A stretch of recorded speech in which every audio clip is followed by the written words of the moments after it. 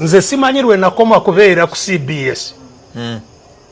togendayo tosobola kugendayo bulira mawulire nga bagadoke bwe yabadde ayogere Katonga yagambe bw'ati kibuuza aba CBS lwaki CBS erina license wenjogerera bikaye ebya CBS ne Dr. Kizza Besigye koteka Bobi Wine sibirungi eruda eyo CBS twandiwulira nga atobolyawo ezemu okubanga eggalwawo anti teina license n'ebirala bingi Ssaabasajja Kabaka ajjukira nti waliyo emisinde gye egy'amazaalibwa anti nno mbakubiriza mwenna emmengo temwerabira ajjukira nti no behind the newsroom ye channel yaffe kwe tuyita agena mansi n'okubeera nga munnange ogimpera ka like nga bweri enkola yaffe ate nkusaba n'obwembeefu obw'ekika ekya waggulu video eno genda mansi n'ogilike ng'osharing then bw'omala nyigira kadaako osubscribinge bulungi ate akadde okajje mu personalized okateeke awo gende mansi n'okubeera ng'ofunanga notification kuli video gye tuba tutaddeyo njagala ogende mansi n'okubeera nga video eno ogiraba n'obwekkaanya obw'ekika ekya waggulu bibino bizuuse ebiri ebulange emmengo nkugambye gwowa omutima omulafu ate oboolyawo weesibe biri kakati no Honorable Medadi Segona naye aliko obubaka bwaleese obulumika ku nsonga eno so koleke tugende maaso n'okubeera nga tulaba video eno ate tugende maaso n'okubeera nga ensonga zino tuzekkaanya behind the newsroom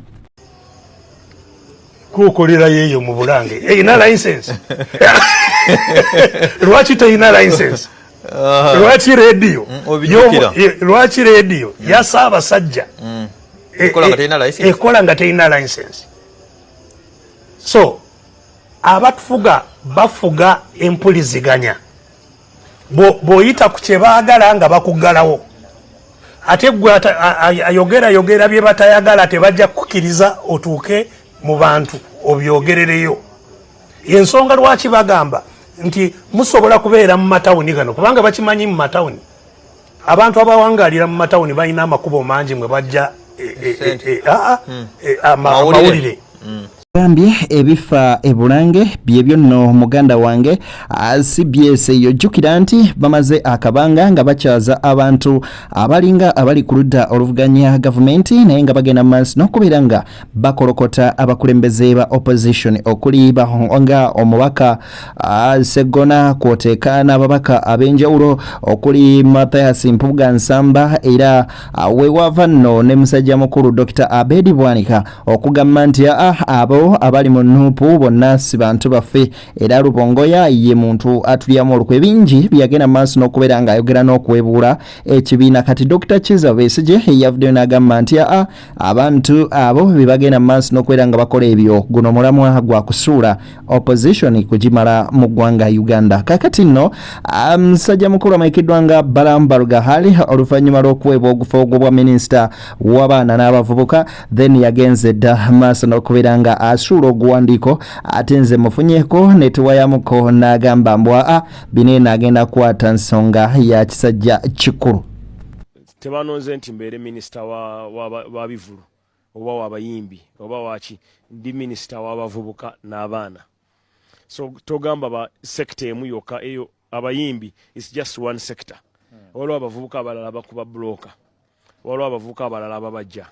waliwo abavubuka abalala abakuba amanda waliwo abavubuka abalala abazanya emipiira waliwo abavubuka abalala abazanya ebikonde waliwo abavubuka abalala abazanya rugby abo bonna babeera abavubuka so siri minisita wa ndongo oba w'ababidongo no ndi minisita w'abavubuka abakola ebitundu 7.5 ku 100 ebya population ya Uganda so tombuuza sekita emu nti ekusubiremu ki abavubuka musubiremu nti nja kubawuliriza Dr. tujja kubavubuka but ng'omuntu abadde mu art industry kumala akaseera akanene president n'akwesiga nga ovudde eri mu bali banno bateekwa okubeera ng'oli kyakwenyumirizaamu gye bali ekisinga obukulu nga bwe nkugambye ndi multi purpose sibadde mu art industry yokka ndi ne mu media nina radio stations mukaaga kati siri mu media mwokka ndi musuubuzi nina best marketing agency mu Uganda siri musuubuzi nzeka nti international businessman nina factory ekola amazzi esinga obunene mu East Africa ngeri South Sudan. So sejo nkugambye balamu ye essanyu limujjudde era erimuliko oyinza ogamba nti wange essanyu lya mochi wagonja kuli nekkula lyatuuseeko kakati nno Ssemujju agamba nti banywanyi full figure yaddako okubeera nga afuna obwa minisita ne Honorable Medard Sseggona naye agenze maaso n'okubeera nga amuyozaayoza muganda wange balamu kubanga ye ali ku level eyozaayoza kuba okuyingira mu kabineti ya Museveni abo batolina okubeera mu kabineti ya Museveni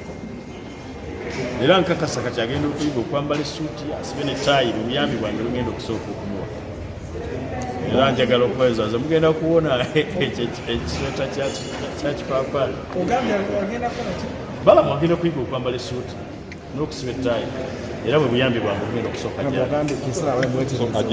abasajja basabula balaba edduka Honorable Medard Sseggona ategeezezza nti no wagenda maaso n'okubeera nga awa ate balamu essuuti kakati nno bw'otunuuliramuko Ssemujju Nganda agamba nti mbadde nsuubira ne full figure okubeerako ku line-up y'abo abagenze maaso n'okubeera nga oba oliawo bafuna obwa minisita. Mr. Museveni has established a government within a government, and that's why if you look at the list of staff at State House, that list now has more than 1,000 members of staff. Many of them are doing the work directly that is supposed to be done by ministers.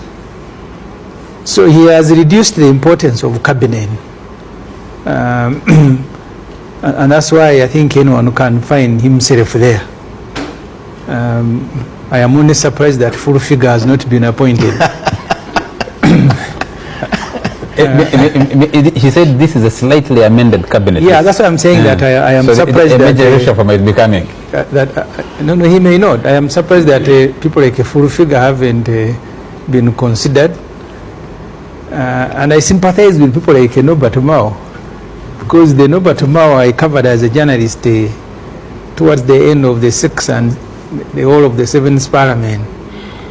are people of substance. Remember when Professor Nsibambi was dropped, and I said he should be celebrating, because you can't be in Nsibambi and you are in a cabinet with Anita. You can't be lugubrious. Yeah, and your colleagues are Anita Evelyn. I said you should thank God that he has been helped to get out.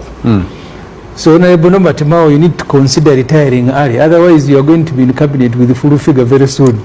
Ensonga ezo nkugambye bw'obiwulira oyinza okufa enseko naye nkujjukiza nti agenda maaso n'okubeera nga munnange otuyamba subscribing ate era otusharingireko oba liking then oteeke ne mu comment section yawo wamma ggwe biki by'osuubira mu balamu nga minisita w'abaana kw'oteeka n'abavubuka. Teeka mu comment section tujja genda maaso n'okubeera nga tuziyitamuko mu video yaffe eya political analysis egenda okubeera nga eddako lujja banno olunaku lwankya tujja ziyitamu zonna, then n'olunaku era olw'enkya tujja yita mu comments zetuwatadde ku video zaffe endala ku mikutu giri ez'okubeera nga twogera ku nsonga z'eddiini nga bw'egenda maaso n'okubeera nga etambula beyond the newsroom. Wetugamba nti where untold story is revealed. Akumata kumira mpeera.